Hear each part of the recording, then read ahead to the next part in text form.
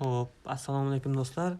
Sizlardan yana bir bor Football Games kanali va katta yangilanishlardan biri bo'lgan yozgi yangilanish haqida gaplashib o'tamiz. Dream League Soccer 2026da mana senzuralar ham, albomlar ham o'zgargan, qandaydir bir tillar ranglami deymizmi? Hop, bu yerda mana Thiago Silvaning yuzi o'zgaribdi bitta.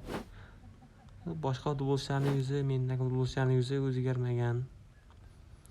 Husanovni endi sotamanmi deyman, 78 bo'lgan bilsangiz kerak. Xo'p, asosiy yangilanish, xo'p, xabarlarni o'qib chiqadigan bo'lsak, tahlil qiladigan bo'lsak, qayerda edi? Hozir bu nima bu? Yo'q. Livi beta, bu nimadir qo'shilgan menimcha. Xo'p, yangilanishdagi xabar qayerda edi? Anaqa xabar turardi-yu. Mana. Xo'p, do'stlar, mana bu yangilanishda aytyapti. Ubdatino 13 yangilanish ekan bu. Yozgi yangilanish haqida. Xo'p, dinamik kartali o'yinchilar, terma jamoadagi dinamik kartali o'yinchilar keladi deyapti. Ya'ni xo'p, biz aytdik, yana Husanov kelishi mumkin. Qizil kartali o'yinchilar shu ko'p joyda tarqalgan shu o'yinchilar yaqin orada keladi deyapti. Unga jonli ochishingiz mumkin deyapti. Xo'p, Nefali klan bonus stadion, ya'ni klanlarga yangi bonus qo'shilgan stadion anaqalarga chegirmalar taqdim etdik deyapti. Xo'p, keyingisi International Football Play Over World Tournament. Xo'p, ya'ni bunda yangi sabitya keladi deyapti. Menimcha adashmasam, ya'ni yangi sabityada davlatlarni xohlagan shu davlatlarni tanlab o'ynashingiz deyapti. Ya'ni o'zlari bir 6 tami 5 ta davlat beradi. Shu davlat shunaqa sabitya keladi deyapti. Davlatlarning sabityasi. Keyingisida menejerlardagi Control North America Time Leaves.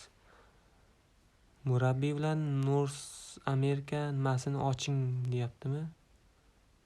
North America kashf qiling. Janubiy Amerikani futbolchilari kuchayganmi? Uncha tushunmadim. Va eng oxirgi yangilik, asosiy yangiliklarning eng oxirgisi Clan Improvements Community.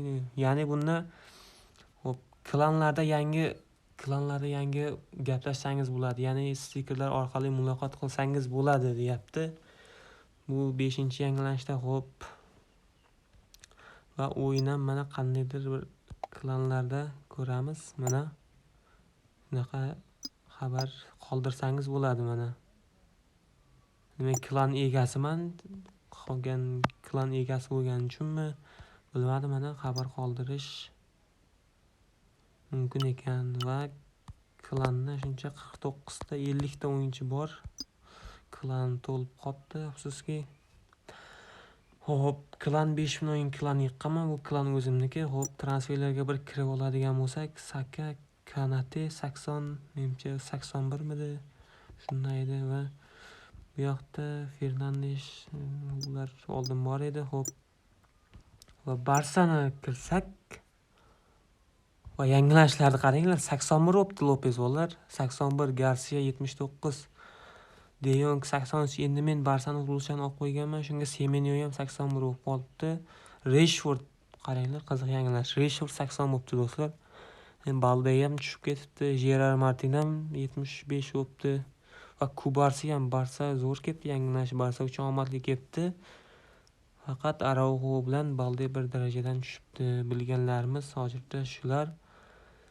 Va Garcia, Juan Garcia 2 daraja ko'tarildi. Yaxshi, 2 daraja ko'tarilgani.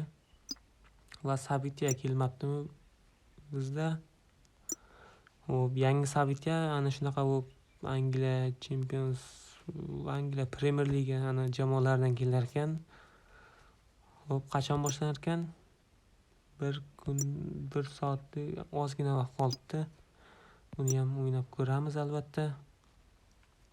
va sizlarga asosiy yangilanishning videosini taqdim etaman. Bu videoda ishonchli manbadan olingan video. Bu bemalol o'zingiz ko'rib, to'xtatib, tahlil qilib chiqishingiz mumkin. Qani esa videoni boshlasak. Do'stlar, mana yangilanishning videosini ko'ryapmiz. Ishonchli manbadan olingan. Juda ko'p futbolchilarning darajasi tushib ko'tarilgan. Bu yerda yangilik Joao Pedro 80 bo'lib sarı kartali bo'ldi. Yana Sorloth qoldi, ko'tarildi deb o'ylagandik. Sorloth qoldi darajasida. Pacho ham yaxshi o'ynadi, bir daraja yaxshi ko'tarildi. Himoyachilar bo'lyapti, lekin oxirgi yillarda Gibbs White bu yana o'yinchisi dahshat yaxshi, sariq bo'lib qolsa ajoyib emas. Leon ham qolibdi, yaxshi, normal, bitta normal. Tezliklari anaqa ozgina tushibdi, lekin Turam ham 82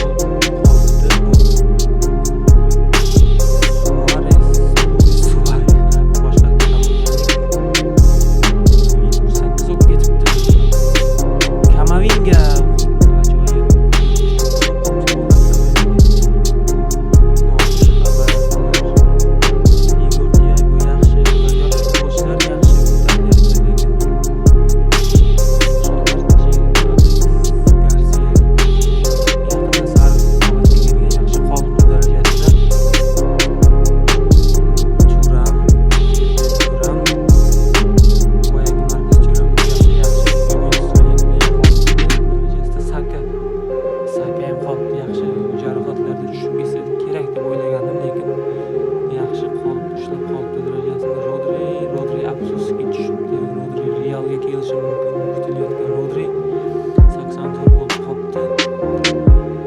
Maino 75 bo'ldi, United o'yinchisi. Yana Yamal 87 bo'lmasa kerak menimcha, havasida.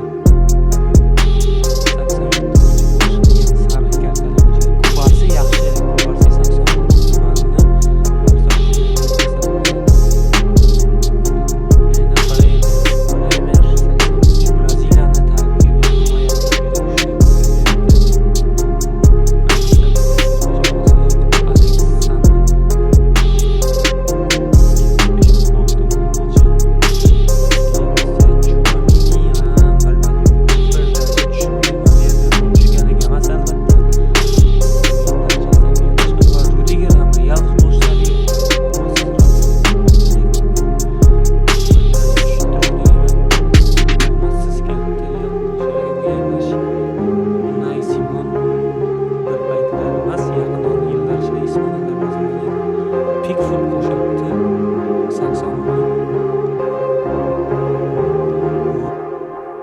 Ko'shta 80 bo'libdi. U ofisial nizlisining anaqasida ham bor edi, sahifasida. Xo'p, Garenichi bu Lazio'da darvozaboni qoldi darajasida. Lewandowski ham afsuski bir daraja tushdi do'stlar. Olib qo'ygan 85 olib qo'yganman. Douglas Luiz bu ham Aston Villada o'ynayapti hozir, Juventus o'ynadi bu paytda. Araujo ham afsuski bir daraja tushdi. Qizil kartochka olgan emas albatta. O'yindan kelib chiqib yaxshi o'ynayotgan lekin. McAllister ham umuman Liverpool futbolchilari uchun ham olmasi kerak bu yangilanish. Va Pedri'dan 86 darajani tutgan edik. Afsuski 22 yil Edi gol paytida 84 darajada ko'tarib 81 ga oxiri kelib qoldi mana. Bellingham yaxshi Bellingham 83 qoldi. Kutgandim, lekin yaxshi qoldi darajasida. Caicedo afsuski tushdi bir daraja, lekin Caicedo mehmonxona o'tkazmadi bu mavsum. Chelsea mehmonxona o'tkazdi. Lautaro ham yaxshi darajasida chiqib qoldi. Aubameyang tushdi. Sariq kartali bo'lishini kutgan edik. Amallab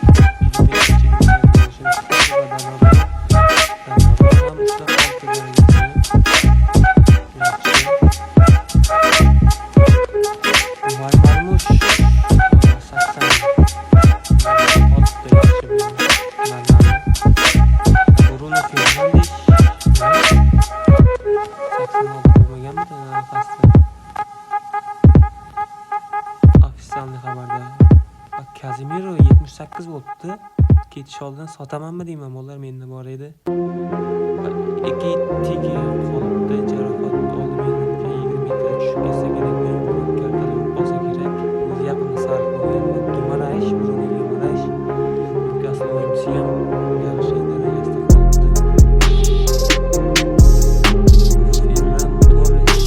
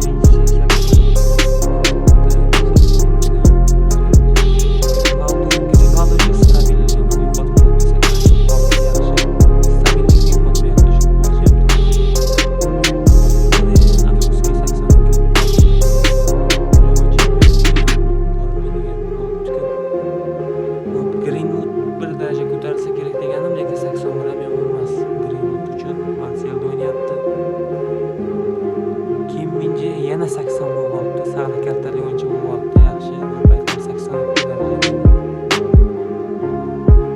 Andreas Christensen Barselona o'yinchisi ham bir daraja tushibdi, afsuski. Va Joan Neves ham qolibdi darajasida ko'tarilishi deb o'ylagan.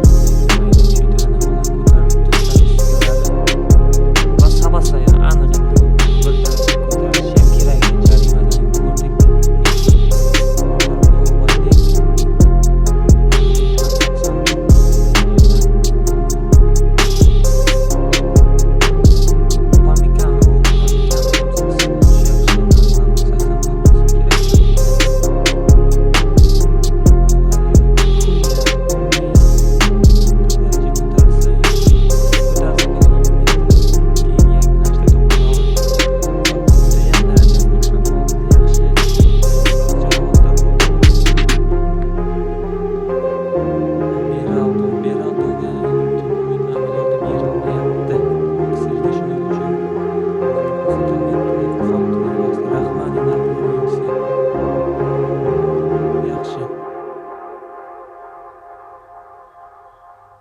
Natan Ake bir daraja tushib ketibdi. Citydan ketishi Moskva Stones ham 77 bo'libdi. 8dan Grela qoldi yaxshi darajasida.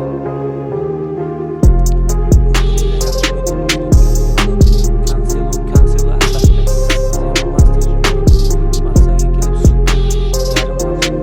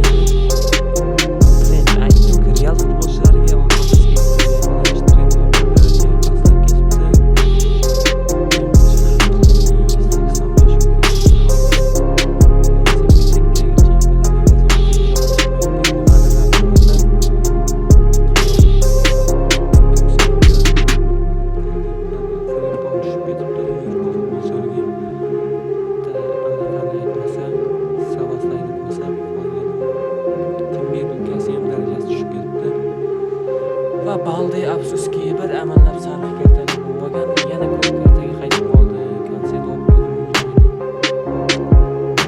Ruben Neves.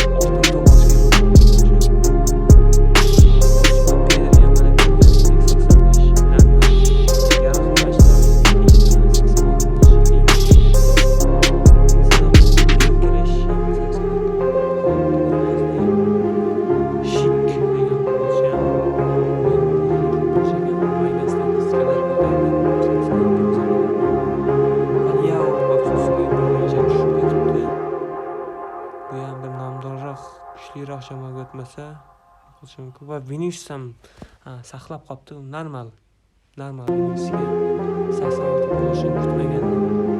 Va yana Liverpool esa tushib ketgan. Menimcha Liverpool xato ish qildi. Isak jarohatdan bo'lib qoldi ancha.